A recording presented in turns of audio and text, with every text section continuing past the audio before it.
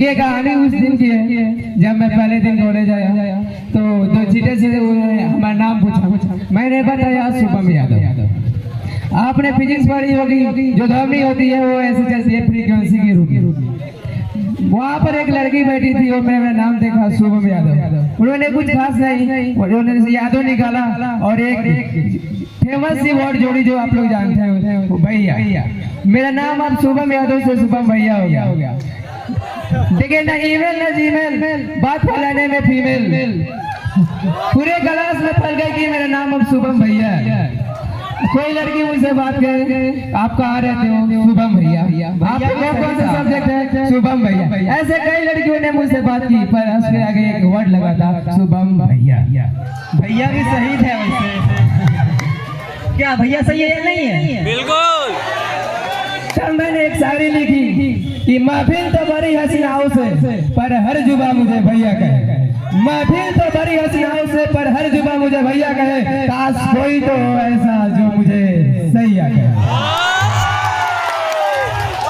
तब अगले दिन एक और नई लड़की आई और वो अपने दोस्त के साथ बैठती है और उसे लगा कि मैं लड़का हूँ। नहीं तो वो पूछती है कि वो नया लड़का है, क्या नाम है इसका?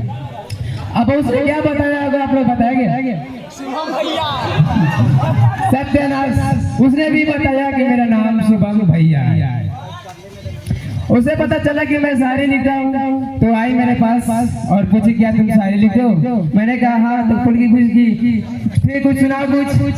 तो मैंने भी एक बहुत लाजवाब सा शायरी सुनाया।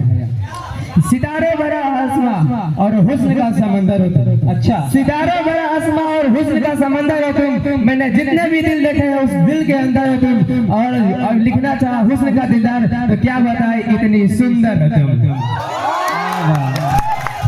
उसकी मुस्कुराती चेहरों से मैंने एक और शायरी याद आई, बहुत सी फेमस थी और मैंने भी उस शायरी को बोला। सील के लिए उपयोगी जैसा जमीन लगती हो तुम। सील वालों के उपयोगी जैसा जमीन लगती हो तुम। मैकेनिकल वालों के उपयोगी जैसा मशीन लगती हो तुम। इलेक्ट्रॉनिक्स वाले क्या बोलेंगे? पूछना है तो सीए से इलेक्ट्रिकल वाले से पूछो कितनी हसीन लगती हो तुम। लेकिन इस शायरी का कुछ असर न हुआ। न आए हरे शंभू न आए पार्वती मैया। उसने भैया कहकर दिल तोड़ा और बोले वाह बहुत अच्छे लगते हो शुभम भैया। बहुत इंटरेस्टेड कहानी है, सुनिएगा। लफ्जों पर तो था भैया पर दिल से हो गई दीवानी। लफ्जों पर तो था भैया पर दिल से हो गई दीवानी। लफ्जों पर तो था भैया पर दिल से हो गई दीवानी। उसने कहा है भैया तो मेरे लिए खास नहीं है। उसने कहा है भैया तो मेरे लिए खास नहीं है पर करती है दिल से मोहब्बत, इस बात का मुझे एहसास नहीं है। मैं कहीं पिछड़ न जाऊं इस बात से उसका दिल घबराया। तब जाके उसने अपने दिल का हाल सुनाया। मैं ऐसे खड़ी थी, वो आई और बोलती है मुझसे आपसे कुछ करना है। मैंने कही है, बोलती है कि I like it। उसके जस्ट बात तो सुनिए। मुझे लगा कि मैं सपना तो नहीं देख रहा, लेकिन उसके जस्ट बात से क्या बोलती है कि आई लव यू शुभम भैया।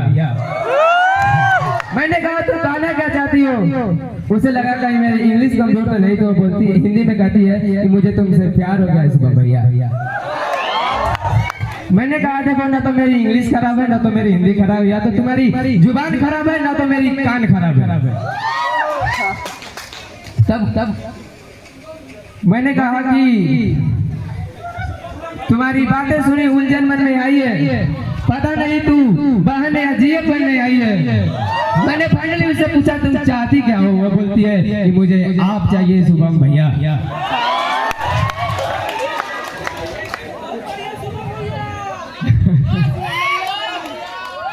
तो मैंने कहा कि तुम फाइनली बताओ कि तुम्हें शुभम चाहिए कि भैया चाहिए। तब उसे पता चला, समझ आया तो बोलती है कि देखा है जब से तुमको मानो इस दिल में तुम्हारा ही धाम है और मुझे माफ करना जैसे होता है बाबू भैया, जैसे होता है राजा भैया, मुझे लगा शुभम भैया ही आपका नाम है। तो मैंने उसे माफ कर दिया और बोला कि ये दिल दिया है तुमको, इस दिल में रहा करो। और अब आप एक से विनती है कि आप भैया ना कहा करो। उसने भी कही कि साथ निभाऊंगा ऐसे जैसे निभाता है गाड़ी से गाड़ी की पहिया, साथ निभाऊंगा ऐसे जैसे निभाता है गाड़ी से गाड़ी की पहिया। और अब चलता हूँ बाय शुभम भैया।